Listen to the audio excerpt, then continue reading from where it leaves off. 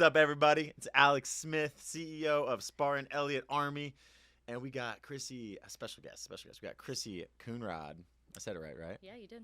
You would never guess it, but it's what's your background? Well, no, okay, so I am Puerto Rican. Puerto Rican. So I didn't know this until like a week ago, by the way. Really?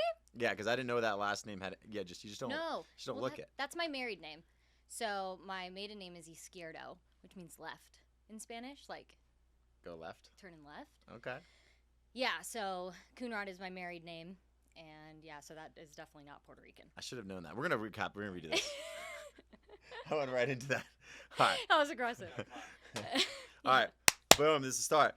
What's up, everybody? Alex Smith, CEO of Spartan Elliott Army. We're here to get the show on the road with the one, the only, Chrissy Coonrod. And she is the special guest of the hour because this is a podcast I think that everybody needs to hear, but nobody is doing, right? Nobody's talking about it from an operations perspective in the solar industry. And Chrissy has had a very extensive background in this industry, and right now she's live as the business strategist for Spartan Solar. I jokingly say, which is not very jokingly because I believe it's true, she's like the co-CEO. Like if she needs to make decisions, we have full belief in absolutely everything she does because it's coming from a place with a good heart. It's to make the company better. It's to make the industry better. It's to make the experience better for everyone involved rather than just being extremely one-dimensional and only caring about one side of the business. So in this podcast, what we're planning on going through, we're going through a lot of stuff. Yeah, great. But I really just wanted to start off by going through a little bit of your origin story because I probably bring up what you've done, like your growth, what you've experienced in the past, more than you can imagine to people. Because I'm so impressed by it. I'm so proud to be able to work with someone that has had such an extensive experience that we could lean into to learn from and to grow with. Yeah. So I'd love if you can just give a little bit of a background on your experience in this industry because you're one of the OGs. Thank you. Thank you so much for having me. This is really exciting. Yeah, so I started in the industry in 2016. I was a single mom working at Lululemon and making I worked for Lululemon for like 3 years. Still got the discount codes? I don't, unfortunately. But yeah, so I was working retail, and as a single mom, it just like didn't make sense for me to be in that profession anymore. And I decided to go and work at a plumbing and supply wholesale company. Here sounds sexy. Yeah, actually, fixtures like that like industry is actually really cool, believe it or not. Okay. But so I was a receptionist there, and 6 months went by, and just promises weren't being delivered, and it was really tough because I wanted to get into sales. Like I wanted to go and work with people. And you wanted to sell some toilets. I wanted to sell toilets. I wanted to sell bathtubs. I wanted to sell fixtures. There was something about it with just connecting with the clientele that company had was really exciting to me. Met a lot of really cool people. And then I actually was getting spray tans every single week. You were getting them? Yeah, I was going and getting spray tans every week. And then that's when I got reacquainted with Heather and David Williamson. And David was like, hey, like, what are you doing? I'm like, oh, I'm selling toilets. And he's like, oh, you liking that? I'm like, yeah. He's like, yeah, you don't. I'm like, yeah, no, I really don't. And he actually wanted me to sell solar to start with. And I was just like, I'm more of an office person because I need a steady income because I'm a single mom. And that was just really my mentality. And, every industry needs those people, right? To be able to function. So then I started at Titan making $17 an hour. And I was the sales coordinator. Obviously no solar experience, just really driven. And so I would call lead generation companies, try and figure out like if those were the companies we wanted to buy leads from. That's a tough position to be in. Oh, it was so tough. And it was so crazy because I would get on a call and then I'd go to Dave and I'd be like, hey, I think we should buy from these guys. It's like, well, what happens if, they fail credit? Or what happens if, and just came up with all these scenarios. I'm like, that's a great question. That's also a great question. Let me get back with you. So I really learned a lot by just like the sink or swim. Because you were the fourth employee, Yeah, fourth right? office employee. Yeah, they had one install crew at the time. And they had inside sales. So, and then they also had a couple of just sales dealers. So then the leads would come to my phone. They were non-exclusive. Non-exclusive. Love those. Leads, yes. So I'd have to call on them right away, try and set the appointment, and manage those leads. Then I would have to follow up with the sales guys and see, like, did you sell it? Do I have to, like, how do I manage these leads? And then they would, at that time, they didn't have Solo. They didn't have Sonobi. There was no proposal tools. No proposal tools. Everything was done manually. So people would have to come and, like, drop off the contract. And I'd have to scan it in and put the job into Podio at the time. And really just managed the process and would calculate the commissions manually every week. And so I would sit down at the conference table with Kyle and be like, oh yeah, this sales company, they made $8,000 this week. And he's like, are you sure? I'm like, yeah. That was like for 3 deals at that time. Yeah. Because leases were more. That was everything back then. Yeah. So, you know. Loans weren't even really a thing. No, they weren't. Yeah, I remember that. Yeah. So, it's just crazy to see the industry shift back and forth too. So I just started doing that and training the new sales companies that would come on, and so would have to train them about the process, and it was cool because so now it's evolving because originally it was just I'm talking to these lead companies, which is that sounds like the worst job in the world, by the way, because it's really hard to tell. Everyone says everything they want to say. I got the best leads in the world for you. Absolutely exhausting and expensive. Yeah. And then you started transitioning into now I'm becoming the liaison, right? I'm training these other sales dealers, these other companies that maybe they don't even really know how to sell solar that much, but they're just getting into it and they're just starting to use us. Yeah. So it was a lot of the people that came to us actually did know solar. David was really the person who would teach them about the sales. I was the operations person. Got it. So I was the person that was responsible for their jobs getting through the pipeline. Right. And so I basically got to grade myself and see how well I trained that company because I was responsible for their commissions. And so I'd be like, remember in training when I told you, you know, like I had to have all the pages of the utility bill, or, you know, you missed this spot on the contract. And so it was a really good just like checks and balances of myself of how well I trained that company. So then it really taught me how to talk to salespeople, how to teach them. And it's very doable. It's just like having the opportunity to check your work and follow up with them and see how they're performing after you train them is like really the key. So, and as I think it was in 2017, that's when I think Solar City laid off all of their. Yeah, they just went fully. We're off turf. We're no longer sales. going door to door. We're not doing any of that. We're just moving it to where we believe everyone's going to buy from a store. Yes, and so that was a big growth opportunity for Titan at the time. Massive. I could only imagine. That's oh my gosh, it was crazy. Yeah. Everyone still wanted to sell solar, but now the biggest army created has been put off and out of work. And just got to meet a lot of. Talk about timing. That it was explains crazy. a lot for why they grew so fast. That explains a lot actually. So it was that, and David spoke Spanish, so there were a lot of Spanish-speaking companies that there weren't a lot of install companies in Arizona that really had the sales training plus the operations plus, you know, just that family feel and somebody that was able to teach them and speak Spanish. So there were a lot of really great things that were going for Titan at the time to really take on that growth. And it definitely, like, the market was definitely not as nearly saturated as it is now. Yeah. So it was really cool.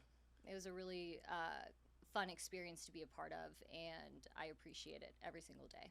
Because going through that, though, it's important to note that you went from being the 4th employee there and they had 1 installation crew to over 1,800 employees, 173 installation crews. So you just got to experience not only your own role changing so much, but also all the new roles getting created, all the things that went into the business, the things that made it run better, the things that made it run worse, that affected and impacted people positively, negatively. You got to see absolutely. I don't think there's just very few people that have seen that kind of growth Yeah. and that have like also been like so ingrained in it to be able to like pick apart. And almost, I would imagine through that experience, like you just would kind of figure out, if I were to do this and have all the decision-making powers myself, this is what I would do. Like you Yeah. can kind of, I would imagine you start creating that in your head. Yeah, I mean, it was really cool to have the access to Kyle and David that I did, and really get a front row seat to their reasoning, to be able to understand the whys of what decisions that they were making for the company. So that really taught me a lot, and it was really that helped me see, okay, I could approach this in this different way, or I would, my gut is to make this decision, to make, this change, to make this process go easier. We tried it a different way, and then I didn't really voice my opinion, and then I was like, oh, okay, I was right. Like, I'm on the right track, Yes. So it was a really great time and company to be able to fail through some mistakes and really be able to be on the, be proactive now with you guys, with Spartan, and just kind of see some warning signs earlier than later. So with that experience, it And helped that me was with why I was like, for us, by the way, so every time we're doing a podcast, there's going to be a variation of people we bring on. It could be sales focused, it could be workout focused. This is like operation. Yeah. This is focusing on the back end. This is focused on what makes the machine run, which I think is such a valuable piece that most people just aren't really aware of, because there's never been a situation where they wanted to A, bring it to light, or B, maybe they never really worked on the systems to where it's something they want to show, right? Totally. To flesh it out. But when Chrissy, became available, right, in the consultant capacity. Yes, which, as of this year. Yeah, good luck just being a consultant with us. You're full time forever. As you became available in that capacity, and just I think the universe just keeps rewarding good actions and good deeds, because the second I didn't know you were in that situation. I just hit you up, and one thing first, it was like, maybe I'll talk to some of your people and see how I can make them better in their roles. I was like, I could see some value in that. Right. But then obviously your skill set and your expertise goes much deeper than, I'm going to help this person become better at project management. Right. Like, to do that would almost be a disservice to you. Yeah. And it would almost, in my opinion, like void all fulfillment you might experience. Yeah, it's really been a cool evolving role working with you guys, because that was the idea. Like, oh, I'll do some coaching and be able to help them out. But then after talking with Chris and Alicia, shout out to them. Yeah. It was evident that there was a need for some operational maturity. Yes. And because of who I know you are and what I know Spartan is capable of, it only made sense that, we just dove right in and really took a deep look at your guys's systems and your vision and your goals, and see if all of those things just mesh really well together. So, which was pretty wild to me, because all of the notes, so basically what happened is she talked to Chris, she talked to Alicia, and she came back to me, and I was like, what is she possibly going to present? I was really thinking, what is she possibly going to present that's going to, because I know how much she's worth, so I'm like, this is probably expensive. So I was like, what could she possibly present that's going to make it worth it to, train them up in their capacity? And then she brought this whole list of everything she saw that the company needed to become operationally excellent, not just for ourselves, but for the install partners, which is the missing piece. And it was literally every single thing that I felt in my heart was not dialed in fully. It was like almost to a T, everything. I'm like, this is exactly what is needed. I knew this was the case, and then you just fleshed it out perfectly. I'm like, the fact that I didn't even have to tell you the things that I'm like, hey, I think we need to do this or this. That's what I value the most. We were aligned, and it was amazing. Full alignment, because that's what I value the most, because I freaking hate having to, if someone comes into a role like your role or any role, and if I have to then if they can get a peek into the business and see everything, and they're supposed to fill a role, I want them to be able to find the things that we need to make better, not me find it and bring it to them, because then I'm doing their job for them, and I can get anyone to go execute on the task to get it done. Exactly. So it's that proactive. Yeah, the fact that we had that alignment was like, really set it off. But coming over here to Spartan and wanting to make these changes and tweaks, the biggest thing from my perspective at least was like, I want you, that's why I called you co-CEO, right? I want you, and I want everyone in the operational capacity that has, in my opinion, if we bring you in, we believe in you, right? To make decisions, even if it's the right one or the wrong one, like we're gonna go through it together. Yeah. But the ability to make all the decisions and not have to go through 5 layers, because I know you've probably experienced that before, right? Going through like a bunch of layers, like, hey, this you shouldn't do this, or you should do this. Right. You brought me in because of this expertise, and you're not listening to me. Yes, 100%. I wanted to cut all of that out forever for you. Yeah, and you did.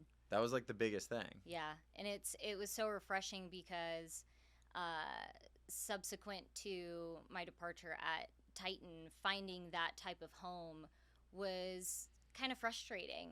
And, you know, again, with the being able to tell warning signs of, you know, anything really, and just not feeling like I had a voice or the capacity to make those changes was really tough for me, because I'm like, I know. I know this but thing. and you know, I don't want to be like, I told you so. Like, who likes that person, right? So, but it was so refreshing, and the fact that you and I had this full alignment, and you know, it kind of put me back to the early days of Titan that I loved. Yeah. Which was like, I get to train sales, and I get to, you know, kind of make this and do my own checks and balances and see how are the things that I am coaching these guys to think, and to how to, you know, how to think of the installer like I am, you know, in direct correlation with the effects of, you know, of those decisions. And it's been really cool to experience. So thank you. What are some of the welcome? What are some of the so coming over here, and this is what I want to get into, like this is like the meat and potatoes, right? Yeah, for sure. So bridging the gap, there's not too many, in my opinion, sales engines, right? You can call us a sales engine if you want, because we're not doing the installation itself. Right. Right. So there's not too many sales engines that have like a really deep and talented and skilled operations team. Right? Which I think is a huge advantage to us and to the partners we work with. Yeah. But coming over here, what were some of the things that you saw in the industry that was happening, right? And there's that gap there between the sales and the install that you wanted to, like, if I could just make this, because again, going back to what I said originally, there's things that you'd imagine if you're creating your own company exactly the way you'd want to do it. Yeah. So what were some of those things that you saw that were going wrong in the industry that no one really was tackling or seemed to be focusing on that you wanted to solve? Quality of the sale.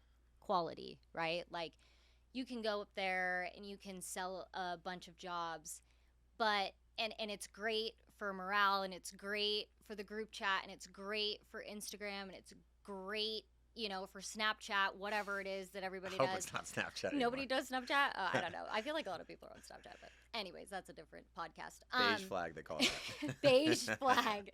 Yeah, exactly. I don't know. I feel like that would be a red flag. Oh, yeah. Anyways, yeah, it could be. we can go past that. So I think that there is that temporary high that getting that sale gives the industry and sales, which is amazing. Like, we love that. Yeah. But then what? Then what happens, right? Then it goes to the installer. Then what happens next?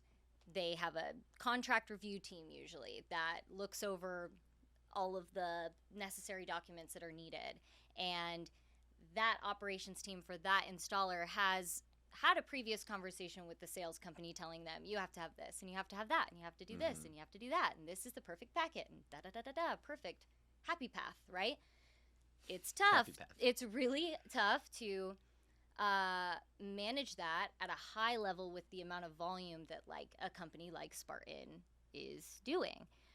So, you know, I think that is, and then what happens? Go ahead. I was gonna say real quick, what? Because that's like the important thing is like, okay, so you're selling a bunch of jobs, you're going to install it, they have the deal review process, but, and this is what you really brought to light for me.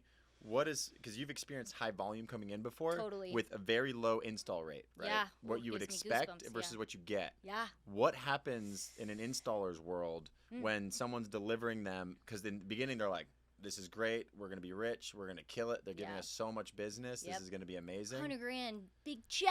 Yes, we're going to get the $100,000 this, like, next week. Yeah. What happens with that is if there is stuff missing and that quality check on the sales side isn't there, and it's just going to the installer and the installer is doing the quality check, it gets lost in the big, you know, scheme of things of how much time it actually does take operations to review every single deal and review the job coming in to make sure everything is there. So when operations is looking at each deal and they say, oh, this isn't there. Okay, tag this person. Hey, this is missing this. And then, they might put it on hold or it sits in a certain stage. Then what? Then they go to the next deal and then it's like, oh, this is missing this. What does that then, what happens then? They either A, wait for a response from sales when that thing is finally given to them. Which would imply that someone then probably is a bridge that's then hearing from the installer. Okay, I'm going to reach out to the salesperson. Yep. And then they hope they reach out to that person, which is going to reach back out to the installer. Yeah. Which is a lot of, wishful thinking. Hopefully this person does the job. Hopefully this person sees that. Hopefully this person isn't on vacation. Hopefully they don't have a million emails. Hopefully they don't have 1,000 unread text messages. Hopefully that's the next thing we got to fix. But it's like, hopefully you're depending on somebody else.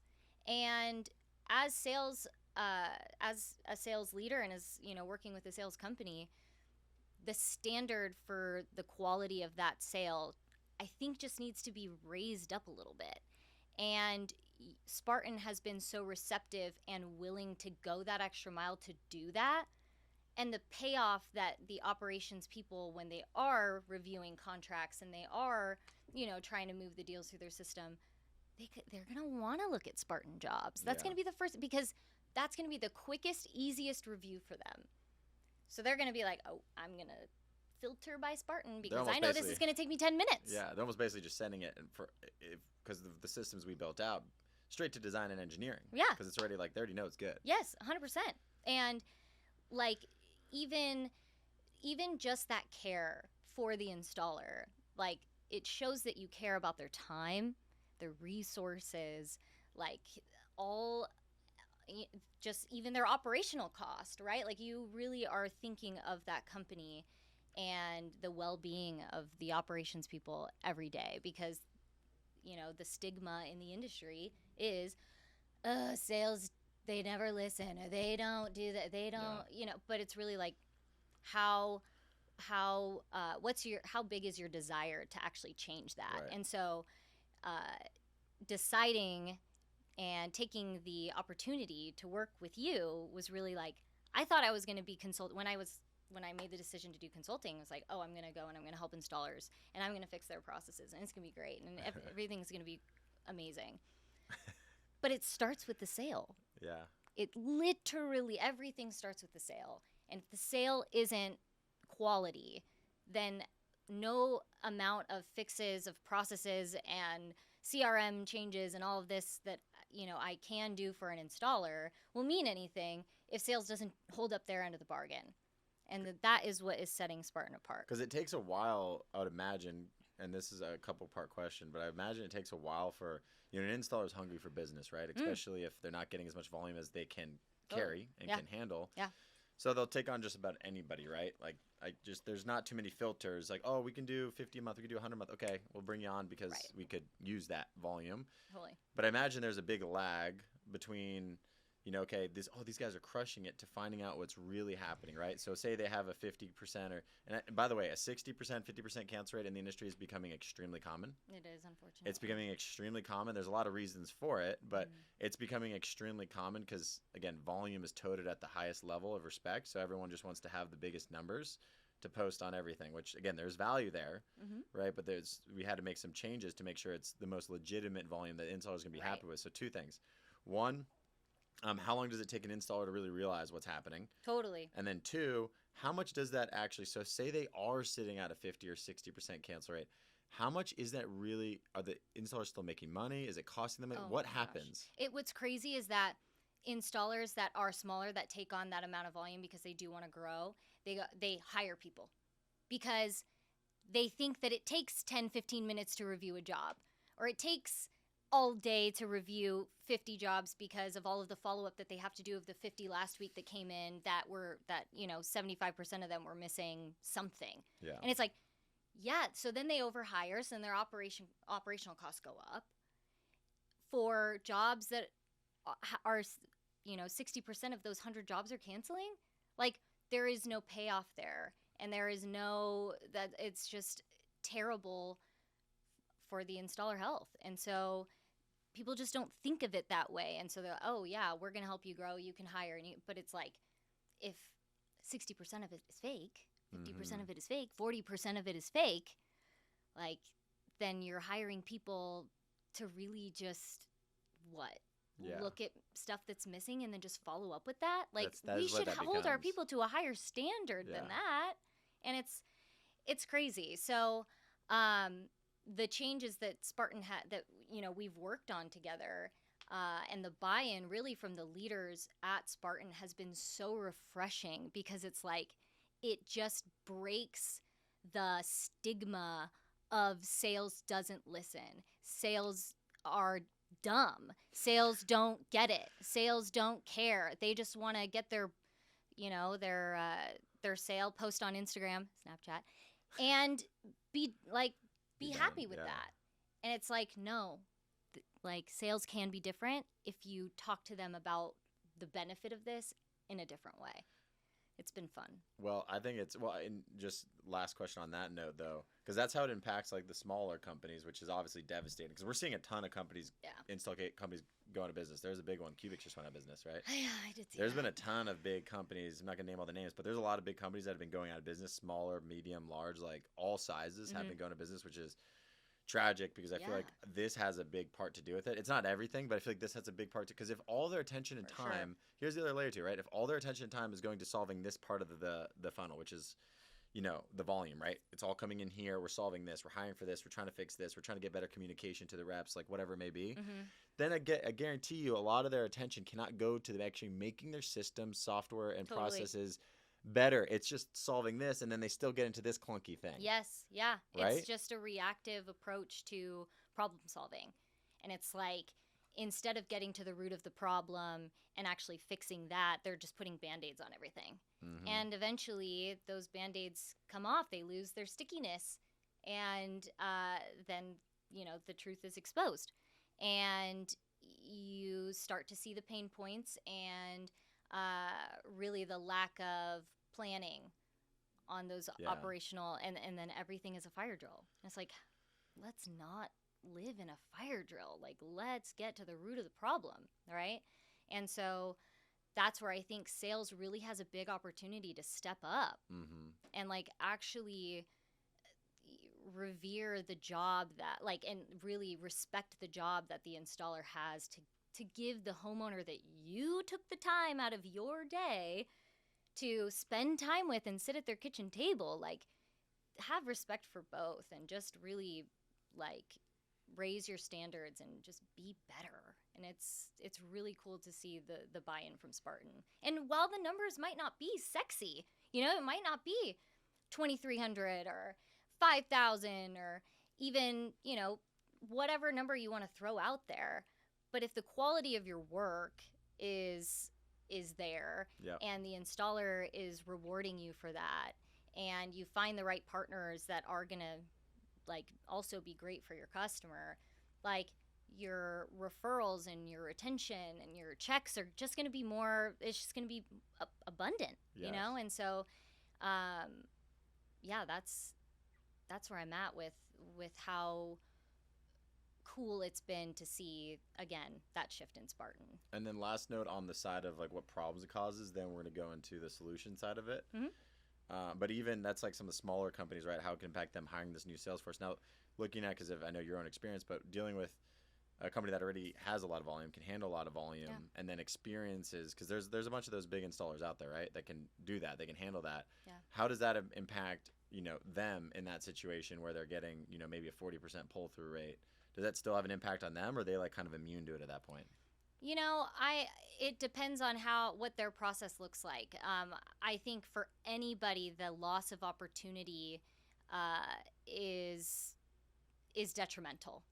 Their costs aren't, their profitability isn't going to be as high. And so if that installer isn't looking at that more granular data about that sales team and really making an adjustment there just for the well-being of their employees and for the company at large, like, then what are you doing? Like, that's something that I feel like every large installer should be looking at, and then it's just about how it is that they're strategizing to really make a difference, so that way that problem gets solved. Right. And now moving and pivoting over to like the solution, the sexy part, right? So this is what I love, because I don't know if then you've been in operations a lot longer than I, so you've seen how different operations are handled at different companies. You've seen it at scale, smaller, medium, large. You've seen everything, which is awesome perspective.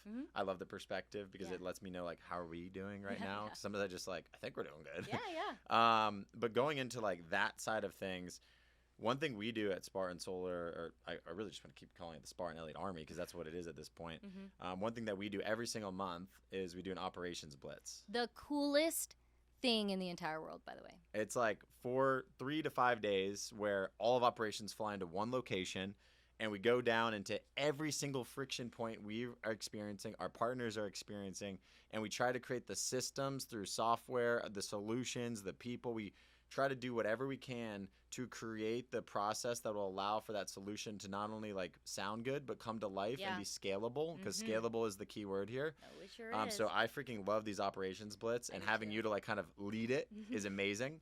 And what's crazy to me is we think about it, the last not this one we just did, but the first one, which was that in July or August. When was that?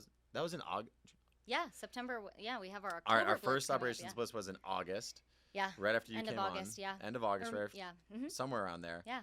And within, once this was brought to attention that we wanted to create a system, to allow our install partners to have the absolute best experience. Like, we want to make it a perfect experience for them. We want to make it a perfect experience for our reps. And then this carries over to our leaders too. Yeah. Because, by the way, if there's a system to solve the problem of having jobs not go to install or not really knowing how everyone's performing, or having a rep have to constantly go back and forth to fix problems, the leader's time can get destroyed. Just if they want to get glass on the roof, can get destroyed just trying to take care of all these little things, right? Totally. So going back just then, which was August, which is crazy to think that's like I thought it was in July or something. Wow. But it was just then when we did. Having fun. Yeah, right? We have a lot of fun. We do. What's poppin', slime? What's poppin', slime? Nothing, five. Yeah, I got to learn all the expressions. We got some things we go back and forth on. But we had the idea of like, okay, we want to solve this at scale where we can deliver perfection to the installers. And we talked about it and we figured it out and we dived it in. A month later, it's live now. Yeah. It went live, was it this week? This Monday. It went live this Monday to the only thing that ever gets delivered to an installer is perfection, meaning that job's ready to go glass on roof. And right? It's not perfect like, oh, we put all the things that the sales has to have and we made it a mandatory field. No, because we've seen a Pringles can in place of a utility bill, right? So it looks like it's clean because everything's all filled out, but what is the review process for that, right? And so the fact that it's verified perfection is huge, and that is like that will make installers excited to work on Spartan jobs and sort by install partners. Yeah, like sort by Spartan jobs and do them first because they're going to be the fastest, the easiest. You can just control delete the rest. Exactly. Oh my gosh, not think about the homeowner, but yes, like it's very cool that the buy-in from you, because it starts at the top. Like it starts with leadership, and you believe so firmly in this. And it's been so refreshing as somebody who really, this is my first big consulting opportunity, right? If I am telling you, and trying to teach you about this, that, the other thing, how things affect installers, whatever, and you don't buy into it, then my job is a million times harder. Yeah. But the fact that you're like, no, we can be better and we can hold ourselves to a higher standard. We can, create this operations flow that is going to benefit us in the long run. Like, I respect you immensely for your willingness to kind of shift, slow down, and really listen to the benefits that come of it. And that's something that not a lot of people are able to do. So I commend you for that. Well, it just seems like a no-brainer to me to just listen to the people that know better than I do. It's like a repeating theme that we're seeing, especially people coming from other companies. I've noticed is that the number one complaint seems to be that they have all these ideas, or they see the problems, they see the good, they see what could be better, and then they bring them to the table, and then nobody listens and nothing is done, and it dies right then and there. They're like, oh, great job, that sounds good, and then nothing happens. Yeah.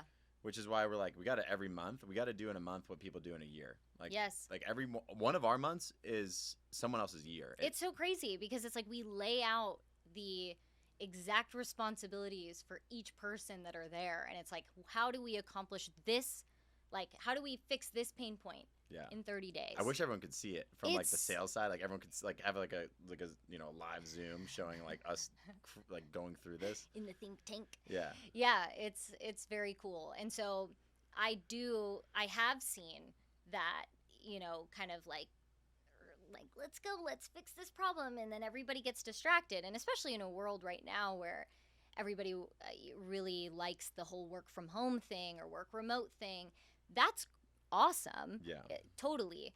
But how are you aligning your people, like, and really making sure that they're aligned to further the vision and to further better the operation?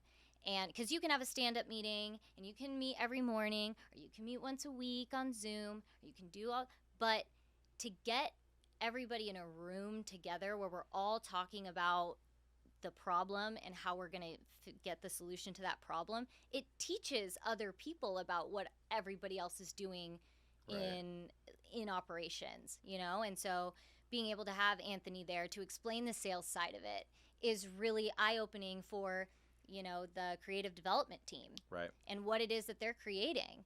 And they get to learn a little bit more about sales, and sales gets to learn a little bit more about creative development, and just that, that symbiotic relationship, and like just that synergy, and learning about other people's perspectives is something that's just so crucial for the growth and really the integrity of what it is that you decide to build. And that's just something that I feel like gets lost. I mean, even for me going in there, there's some things that are brought to light. It could be from Anthony, it could be from Tyler, Trevor, Ethan, that I just didn't really think about. And having it brought in life in front of everybody is very different than one-on-one. Because then all of a sudden it's like, okay, as long as you have a thing in your head where best idea wins. Right.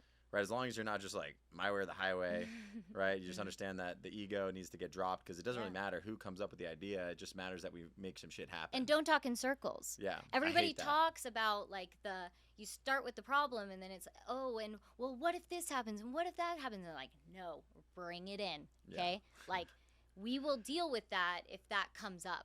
But this, what the processes that we're putting in place eliminate 95% of the problems. Like, you're never gonna, I don't believe there is a way to solve 100% of the problems. So if you can solve for the majority, the minority is just going to be a little situational, and you can make adjustments from there. But it's really cool to see what we've been able to accomplish in the last couple months. And one of my like thought processes that go through, especially when we get to these operations blitz, I think this is someone anyone could take that's trying to build out better systems or trying to build out an operational force that becomes more effective for everybody involved. You can't manage people at scale. Like, you just can't do it. You can try, whatever. You can say you can, and sure you can, but you can manage systems though. And other people have said that, but it's like, okay, what does that mean? Because it sounds so vague and so big. It sounds sexy, right? It sounds good. Don't manage people, don't manage systems. It's like, sounds sexy. But what does that mean? What I've come to figure out that it means in my mind, and how I think, and I think it's how we're responding and how we're creating now, is that, again, you don't manage people, you manage systems. What does the system need to do? The system needs to be able to handle scale, whether that be jobs coming in, jobs going out. It just needs to handle scale, right? So the system can't just work for this little bit. It has to work for something more. And it has to require as little to none human interaction, meaning human to human. It has to go through some sort of vehicle where there's no need for a human to then reach out via phone, text, or email to another human to get something solved, to then go down the pipe, or whatever that may be. This could involve anything. So the best systems, in my opinion, right, are ones that require as little human to human interaction as possible. And if that's the case, there's always going to be the human connection. We're not talking about like losing that part of the business. We're just saying at scale, for all the things that can crush a business, can slow a business down, or cause a lot of profit loss, right? It has to involve something where the system can flow without the humans having to talk, because when there's talking, what happens? You're relying on someone remembering something, responding to something. Sure, you can have a ticket system, but still, there's like a degree of it. Let's make the system work for you. Yeah. Like create the flow, automate the things that can be automated. Yes. And, you know, that way you can have more people on your team that are able to really expand their mind and be doing higher level things, and you're not just hiring people that are like, okay, I'm gonna review this job. You know what I mean? It's like, let's challenge your people and have your people grow. Like, how can Spartan or how can any company really create an environment